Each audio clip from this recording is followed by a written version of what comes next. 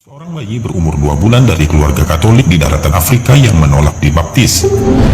Ia dilahirkan di kota Arusha. إن ضاقت الدنيا ارتحلنا عاليا لسنا الذين على الحياة نضام نرقى جموعا كل يوم للسماء حتى يقال عن الجنان شآم. Seorang bayi berumur 2 bulan dari keluarga Katolik di daratan Afrika yang menolak dibaptis. Ia dilahirkan di kota Arusha, Tanzania. Ibunya bernama Domisia Kimaro, sedangkan ayahnya bernama Francis Fudin Kia.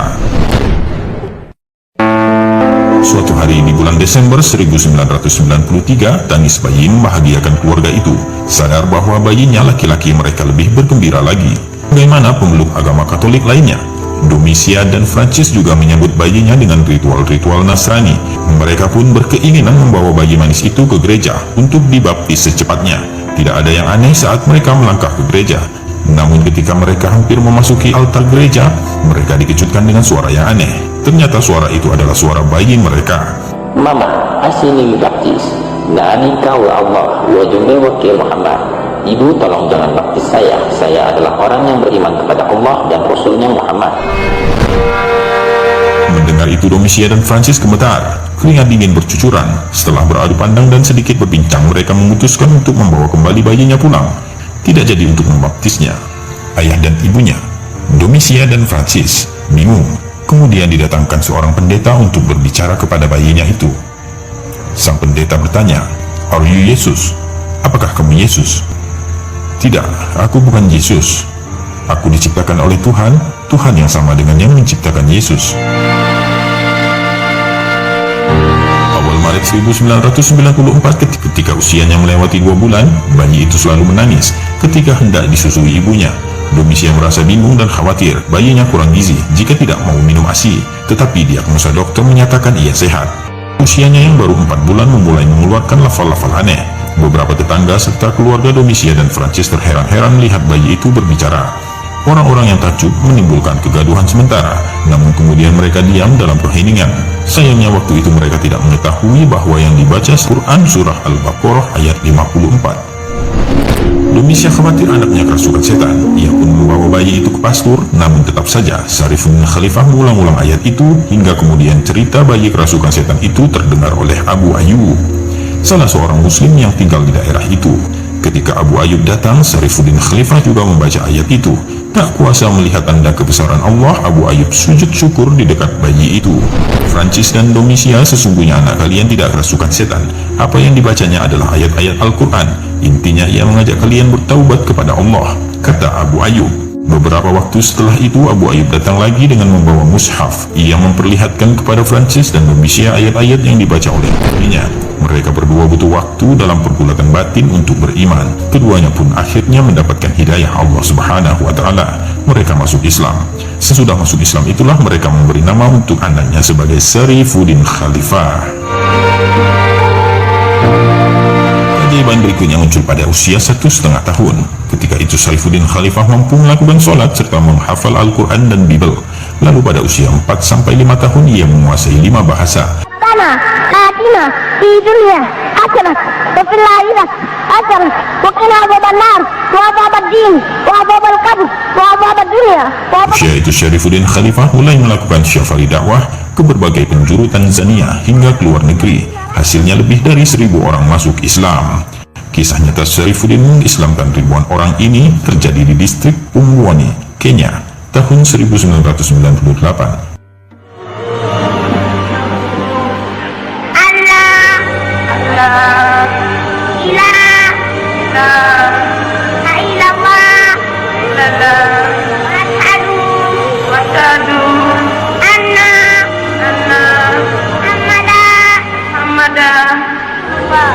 Ribuan orang telah berkumpul di lapangan untuk melihat bocah ajaib ini. Syarifuddin Khalifah usianya baru 5 tahun, tetapi namanya telah menjadi buah bibir karena pada usia itu ia telah menguasai 5 bahasa. Oleh umat Islam Afrika, Syarifuddin dijuluki Miracle Kid of East Africa.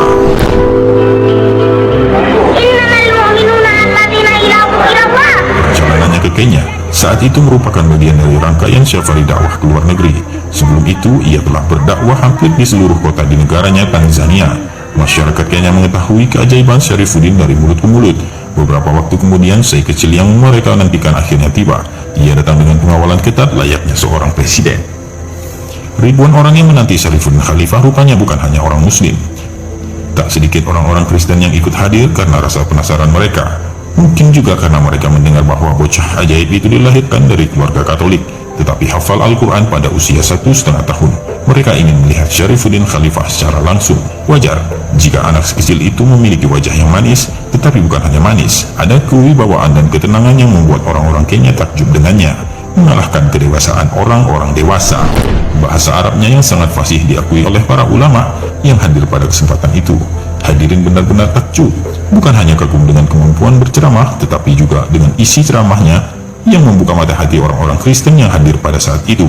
Ada seberkas cahaya hidayah yang masuk dan menyelusup ke jantung nurani mereka. Selain pandai menggunakan ayat-ayat Al-Quran, sesekali Syarifuddin juga mengutip kitab suci agama lain, membuat pendengarnya terbawa untuk memeriksa kembali kebenaran teks ajaran dan keyakinannya selama ini. Begitu ceramah usai, orang-orang Kristen mengajak dialog bocah ajaib itu. Syarifuddin melayani mereka dengan baik. Mereka bertanya tentang Islam, Kristen, dan kitab-kitab terdahulu. Sang Syekh kecil mampu memberikan jawaban yang memuaskan, dan itulah momen-momen hidayah. Ratusan pemuda Kristiani yang telah berkumpul di sekitar Syarifuddin mengucapkan syahadat. Jika dijumlah melalui dakwah Syarifuddin Khalifah, ribuan orang telah masuk Islam. Ajaibnya itu terjadi ketika usia Syekh kecil itu masih 5 tahun.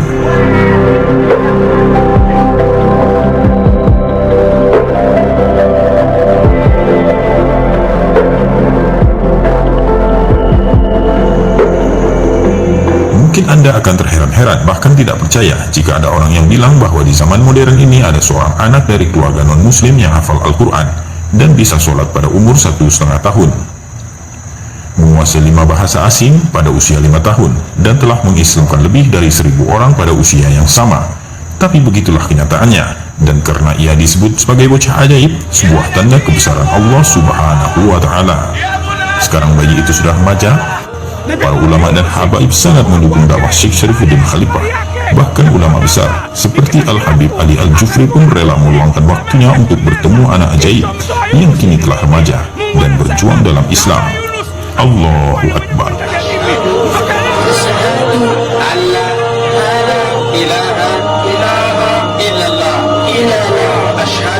Asyhadu anna Muhammadan Rasulullah.